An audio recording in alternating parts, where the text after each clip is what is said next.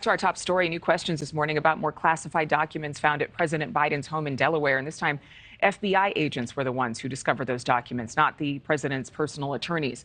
This comes as a Reuters Ipsos poll shows 40% of Americans approve of President Biden's performance, near the lowest of his presidency.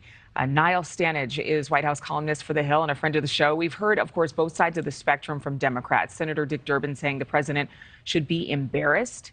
Senator Chris Coons saying this is not an issue keeping Americans up at night, so chill out. So exactly what should we be thinking? What should Americans be thinking about how bad or how damaging this scandal situation is, if it is a scandal at all? And again, is the president's approval rating an indication that people do care? I think it is a damaging episode, and I think that people do care, partly because President Biden as a candidate ran on the moral high ground. And that, as many politicians discover, can be a rather perilous place to be when these kind of things emerge. Now, it is a problem. There are legitimate distinctions between President Biden's case and the one pertaining to former President Trump. But I think those distinctions have been erased in a large part of the public's mind by this succession of disclosures. Generally, in politics, as in anything else, if there's bad news, it's better to get it out all at once. That very obviously hasn't happened here. We have had five separate disclosures, and I think that has sapped goodwill for the president and for the explanations offered for this episode. But it's just so interesting because, again, this is something where, as you mentioned, there are differences between what happened with former President Trump, how long he took to turn over documents, President Biden swiftly turning over documents, saying again and again they're cooperating with law enforcement. But the fact of the matter is we as Americans don't know what pertains to those documents, what is in those classified files. Do you think Democrats are going to be as united in their criticism of President Biden at a certain point as more and more of these files come out, similarly to how they were towards former President Trump? I would think maybe not quite as angrily, but certainly they're concerned. Yeah, certainly they are concerned. I think it's a matter of politics. You're exactly right. They're not going to attack President Biden quite as forcefully. But there is legitimate concern.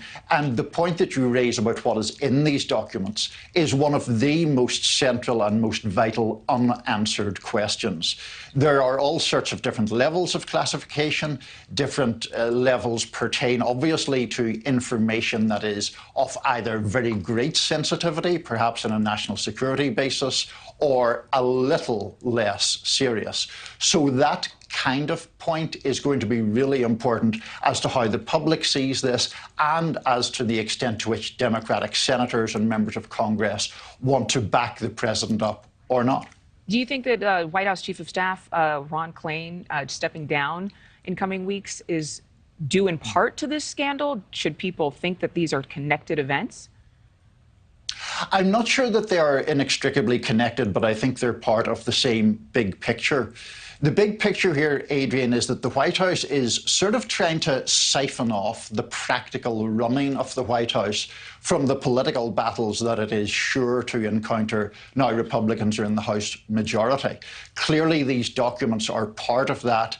Jeff Zients, the incoming Chief of Staff, is really much more known as a problem solver, as someone who makes the trains run on time, rather than a specifically political figure. Someone like Ron Klain is political to his fingertips, is going to stay involved at some level with President Biden. So I think that's what you're seeing, a distinction between the practicalities and the politics.